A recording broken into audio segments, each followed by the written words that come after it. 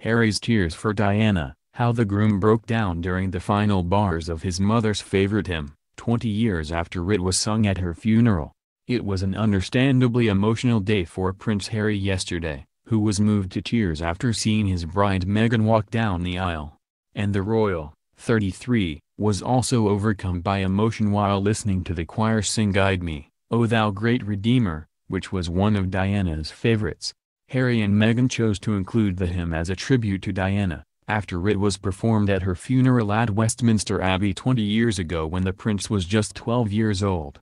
The royal managed to maintain his composure throughout, but seemed to wipe away tears as the closing bars of the hymn were played. Harry admitted in an ITV documentary last year that he had only cried twice over his mother's death. "The first time I cried was at the funeral on the island," he said, referring to Diana's private burial at Althorpe. "And only since then, maybe once more." There's a lot of grief that still needs to be let out. The royal and his bride Meghan Markle made sure to include tributes to his late mother throughout their big day on Saturday. Meghan carried a bouquet containing forget-me-nots, specifically chosen as they were Diana's favorite flower. The couple specifically chose them to be included in Ms. Markle's bouquet to honor the memory of the late princess on this special day, a spokesperson for Kensington Palace said. The late royal's sister Lady Jane Fellows gave the only reading of the service, the 8th chapter of the Song of Solomon. Meanwhile, Diana's close friend Elton John,